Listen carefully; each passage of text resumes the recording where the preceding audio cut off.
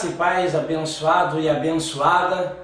Eu sou o pastor Paulo Casão, do Ministério Internacional Graça sobre Graça, e tenho a imensa alegria de estar falando com você através desse vídeo, para juntos nós podermos pensar um pouco a respeito de algumas coisas a respeito da fé, principalmente no assunto que eu estarei tratando neste vídeo, que é o roubo do dízimo.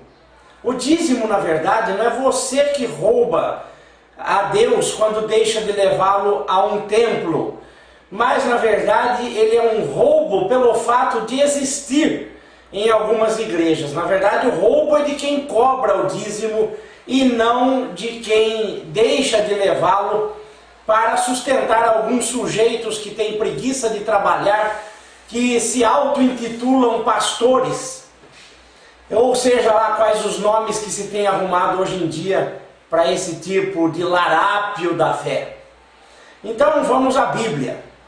Muita gente já deve estar pensando assim: poxa, o dízimo é bíblico.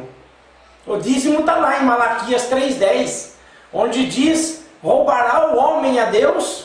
Porventura vós me roubais, porque não trazeis o dízimo. Vós me roubais nos dízimos e nas ofertas. Esse versículo, em Malaquias 3,10, no Velho Testamento, na Velha Aliança, no Antigo Pacto, é o versículo preferencial dos pastores do sistema para estarem cobrando dízimos do povo e ainda dizerem que essas pessoas estão em débito com Deus, estão debaixo de maldição. E algumas igrejas chegam ao absurdo de dizerem que quem não dá o dízimo não está salvo, porque a Bíblia diz em Apocalipse que os ladrões não herdarão o reino dos céus, não herdarão o reino de Deus.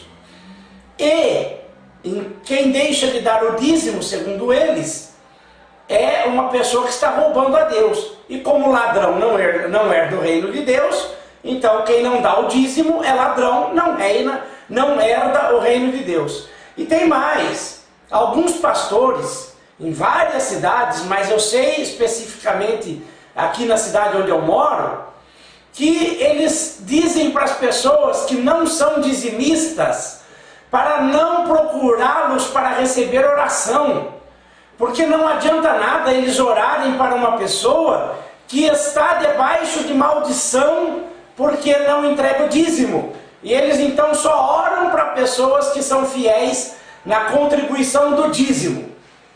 Então, com isso a gente chega a pensar algumas coisas. Primeiro, se a pessoa que não dá o dízimo, ela não está salva, então quem salva não é o sangue de Jesus. Quem salva não é a morte de Cristo na cruz. Quem salva não é o sangue remidor de Jesus. Quem salva é o dízimo. Ora, isso é uma afronta a qualquer tipo de inteligência a respeito da Bíblia, por menor que seja. É claro que quem lava, quem purifica, quem salva é Jesus Cristo, e o dízimo não tem peso nenhum sobre isso. Quero dizer também que quem não entrega o dízimo a alguma igreja não está debaixo de maldição. Você pode ver no texto aqui, que a gente coloca aqui no letreiro aqui embaixo, veja bem, na graça não há maldição, porque Jesus já se fez maldição por nós. Está escrito aqui na Bíblia, pode acompanhar o texto, a referência está aqui. E diz mais ainda na palavra do Senhor, que nós já fomos abençoados com toda a sorte de bênçãos espirituais. Veja bem, nós não seremos abençoados porque damos o dízimo, nós já fomos abençoados. Mais uma coisa que é bom que nós estejamos aqui compartilhando com você. No Novo Testamento não há ordenança de dízimo. Há duas passagens que tratam sobre dízimo no Novo Testamento. Uma é lá em Hebreus, falando sobre o fato de Abraão ter entregue o dízimo a Melquisedeque, que não tem nada, não está ali nenhum pedido para se entregar hoje. Está apenas se referindo a quando Abraão entregou. E o outro se encontra nos evangelhos, onde Jesus diz para os fariseus vocês dão dízimo do endro e do cominho, e segundo a lei, e se esquecem do mais importante, que é o amor.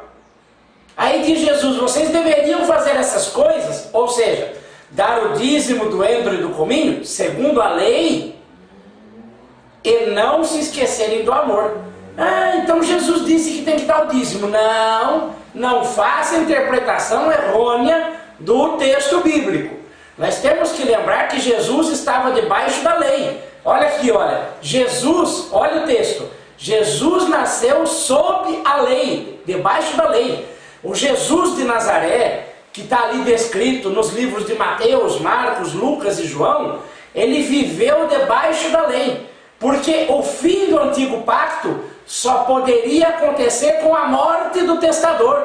Ou seja, o novo pacto só poderia iniciar após a morte do testador.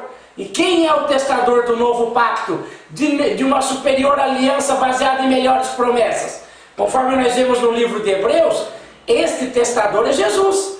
Então, a graça começou apenas após a morte de Jesus. E repito, foi revelada aos gentios, ou seja, nós que não somos judeus, apenas por Paulo, quando Deus o levantou e ensinou para ele lá no terceiro céu, um novo evangelho que ele não consultou nem em carne nem em sangue, ou seja, não consultou nenhum homem, não consultou nenhum discípulo, não consultou nenhum apóstolo, mas recebeu diretamente de Deus.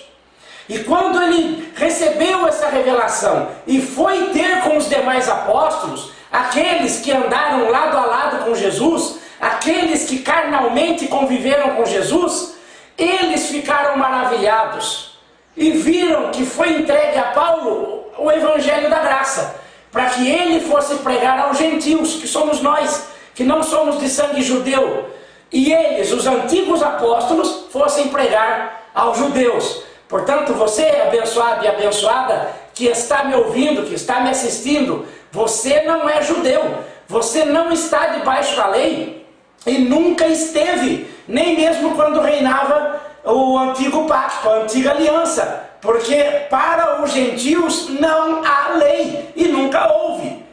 Veja bem, todo o pacto do Antigo Testamento era para os judeus. Os pastores que gostam muito de cobrar o dízimo e falam assim, mas o dízimo é anterior à lei, porque Abraão deu dízimo antes da lei. Concordo, isso é verdade. Abraão deu dízimo antes da lei, mas o pastor do sistema, que gosta de arrancar dinheiro do povo, deixa eu te falar uma coisa. Foi um voto, foi um ato voluntário de Abraão. E uma vez só na vida, Abraão não ficava dando dízimo todo mês. E outra coisa, ele deu dízimo do que não era dele, daquilo que ele tirou nos despojos da luta com Sodoma. Olha, não é para se cobrar dízimo todo mês. O filho de Abraão, Isaac, não deu dízimo nenhuma vez. O neto de Abraão, filho de Isaac, que é Jacó, esse dizimou. Também a gente vê apenas um ato voluntário antes da lei. Isso não quer dizer que eu também tenha que ter o mesmo ato voluntário. Tá? Então, na verdade, nós temos ato voluntário de dízimo antes da lei. Durante a lei era uma obrigação para com o Estado religioso de Israel levar a contribuição ao templo, porque o templo era um templo-estado de governo. E isso acabou. A igreja, esses barracõezinhos que se abrem por todos os lugares, em todos os bairros, julgando-se que sejam cópias espirituais do templo do Antigo Testamento, onde se deveria levar o dízimo, não é.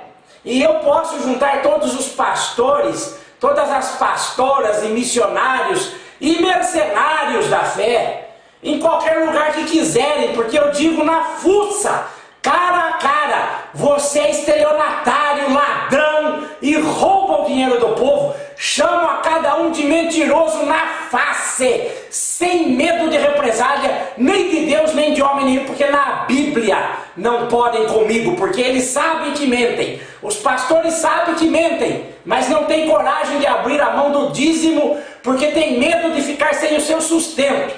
No Novo Testamento, Paulo ensina o método de arrecadação. Cada um contribua segundo o proposto no seu coração, porque Deus ama o que dá com alegria, não é com quantidade já estimada, estabelecida por homem ou ministério algum. Chega a ser um absurdo nas igrejas, de a pessoa, quando está sendo recebida como membra, ou como membro, ser questionada se ela está disposta a pagar o dízimo. Por quê? O dízimo é o que diz se eu posso ou não participar do corpo de Cristo? Acaso vocês são ligados pelo sangue de Cristo? Ou vocês são ligados pelo dinheiro, pelo Deus Mamon? Mais um desafio para você aí, pastor do sistema, que ama um dinheirinho e não abre mão da sua arrecadação. Me mostre na Bíblia, e aí eu te dou até a possibilidade de mostrar no Antigo Pacto, no pacto da velha aliança, que vocês gostam tanto de se apegar para pregar as heresias que vocês pregam. Me mostre um único texto onde um gentil, ou seja, uma pessoa que não era da nação de Israel, tenha contribuído ou tenha entregue o dízimo. Não há, porque o dízimo era inerente ao povo de Israel. Eu não faço parte de Israel, eu sou dos gentios, eu não tenho nada com os judeus. E mesmo se tivesse, no novo pacto, quando Cristo rompeu o véu de alto a baixo e acabou com a lei, porque o fim da lei é Cristo, naquele momento, não há judeu e nem grego, conforme você pode ver aqui na referência, não há judeu e nem grego, todos somos um em Cristo. Nem mesmo para os que nasceram em Israel não há obrigatoriedade de dízimo. No novo pacto não se tem que obedecer à lei, porque quem está obedecendo à lei está debaixo de maldição. Você quer ficar debaixo de maldição? Eu não quero. Então nós não temos que obedecer os ritos da lei. Eu quero te convidar também para estar analisando à luz das Escrituras se é correto isso que estão fazendo nas igrejas. Porque a cobrança de dízimo não é para o novo pacto, nem mesmo para os judeus, quanto mais para os gentios. Agora, é evidente que os pastores não abrem mão disso, porque eles, com suas suaves palavras e lisonjas, fazem comércio de vós. Por quê? Porque o Deus deles não é o Senhor, e sim o ventre próprio, ou seja, a preocupação com o próprio estômago, com o que vai poder arrancar dos outros para poder comer bem, trocar de carro, andar com o carro do ano, ou comprar emissoras de televisão, ou comprar, enfim, o que o coração deseje. E dizem que se você não levar o dízimo na igreja, você está debaixo de maldição. Bom, está aí a contribuição no Novo Testamento. É cada um contribua segundo o proposto no seu coração. A bênção já é sua em Cristo Jesus. Não depende de suas contribuições. Isso é enganação, isso é lorota, é conversa de religião vagabunda, sem utilidade nenhuma. Você não precisa disso. O dízimo em nossos dias é roubo. Se você quiser saber mais, nós temos uma mensagem de 80 minutos a esse respeito. Você pode pedir uma cópia dessa mensagem que nós enviaremos para você. Entre no nosso, mande um e-mail para mim. É prpaulocazon@yahoo.com.br. Esse endereço é prpaulocazon@yahoo.com.br. Aí você pede para nós a mensagem de 80 minutos em CD de áudio, que ali eu abordo todos os textos, todos os versículos que os pastores do sistema gostam de usar para poder arrancar a sua lã. Se você quiser conhecer melhor o nosso ministério, www.abençoados.com www.abençoados.com. Aguardo a sua visita. Graça e paz eleito, você já é um abençoado, uma abençoada em Cristo, e não depende de bênção de homem nenhum, nem de dinheiro nenhum, porque com Deus não se faz barganha. Deus não é vendrilhão de bênçãos. Isso aí é um jeito que os homens inventaram para arrancar o seu dinheiro através da religião e viver às suas custas. Portanto, fique esperto e Deus continua na tua vida e vai te abrir portas sempre, independentemente de obras, porque tudo é por graça. Graça e Paz Eleito, aguarda a sua visita em nosso site.